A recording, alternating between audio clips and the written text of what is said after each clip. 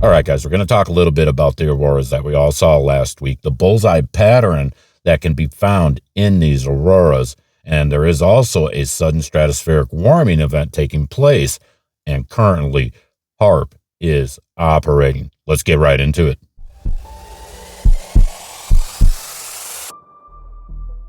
What's up, Skywatchers? What is up indeed? Monday, November 17th, 2025. The sky gave us a message last week, and now the heaters are coming back online. You and I both know what this means, so let's talk about it. Last week, we saw auroras that stretched all the way to El Salvador. That's the deepest southern reach in modern history. But here's the part no one wants to talk about. The solar wind didn't justify it. The numbers weren't high enough. The energy wasn't strong enough. The story didn't match the sky. And then came the real giveaway. The auroras weren't moving. They weren't flowing. They weren't even dancing in magnetic arcs. Instead, they lit up like a wall, static, fixed, and layered. Pink bands where they don't belong. Deep red sheets stacking vertically, and straight lines and hard edges. That's not natural auroral behavior. That is a reaction to structure. And then came the one pattern an aurora never makes. The bullseye, a perfect radial pulse expanding outward from a single point. And we can see these same pulses on NEXRAD radars during intense storms. A perfect radial pulse expanding outward from a single point. Nature doesn't paint perfect circles in the sky. Technology does. And that wasn't the first time we saw something like this. Last year, during an auroral event that they said was natural and from solar flares, we saw that same bullseye pattern. But that wasn't the first sign that something else was in play. Now I want you to think about how dense the sky was last week. High altitude aerosols everywhere, and aerosols do something important. They reveal what's supposed to remain invisible. If the ionosphere gets heated, if vertical pulses move through the column, if structured energy pushes through the atmosphere, the aerosols light up the geometry. They become a mirror. That's why nothing flowed. That's why the sky wasn't moving. The sky was glowing in layers like a projection screen. Different colors, different altitudes, different reactions. Not natural auroral behavior. It is an illuminated disturbance. And the stratosphere, it reacted immediately. And this is where everything tightens. Just days after the global disturbance, meteorologists suddenly announced the polar vortex is weakening early. All right, now listen. The vortex does not weaken in mid-November.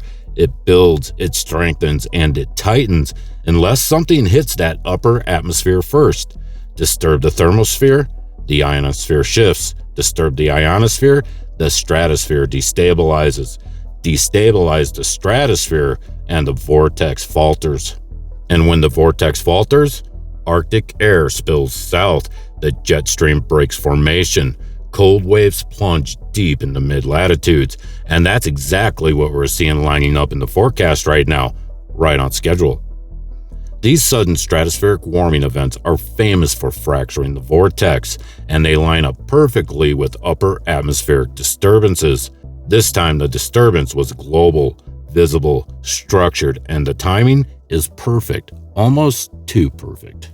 So the technogenic fingerprints.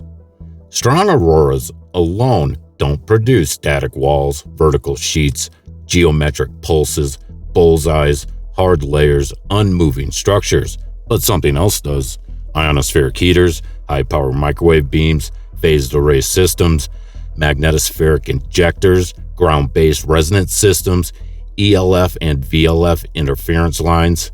These leave signatures, not gradients. Signatures. And last week, the sky showed the signatures. You don't need a physics degree to see it. You just need eyes and a good memory. So now let's bring it back full circle. 1 week after the bullseye pattern, the aerosol mirror, the ground electrical spikes, the vortex weakening, the stratosphere shifting, HAARP kicks in for a multi-day run. Right on top of the instability, right on top of the atmospheric disruption, right on top of the ongoing vortex change. Call it mapping, call it research, call it whatever you want. The timing is the part you can't ignore. This wasn't a random chain of events, this was a sequence. So what happens next? Well, we're already seeing the next phase take shape. Cold air dropping early, sharper bends in the jet stream, a more unstable winter pattern forming. This is exactly what you'd expect when the upper atmosphere gets pumped, disturbed, and pulsed. The sky reacted first, the stratosphere reacted second, the jet stream will carry the rest. But that's not all that they're engineering. This isn't just about the sky, it is about the mind. Before they engineer the atmosphere, they engineer the expectation. Before they fracture the vortex, they fracture your sense of normal. Fires that erase entire towns, floods that take out infrastructure, chemical spills, blackouts, atmospheric anomalies, auroras that look like machine signatures. And after every event, this is the new climate reality. You must adapt. Adaptation becomes acceptance. Acceptance becomes compliance. And compliance, it becomes control. That is the engineered mind. Normalize the crisis, justify the transformation, rewrite what people think is possible, and then rebuild society around the collapse that they just created. That's the pattern, and these past global atmospheric disturbances fit right into it. Alright guys, a huge shout out to S. Sparrow, Susan, Daniel, and someone for buying me a coffee. Guys, I really couldn't keep doing this without you. Much love and many thanks. Okay, Skywatchers, stay aware, be prepared, and until next time, keep looking up.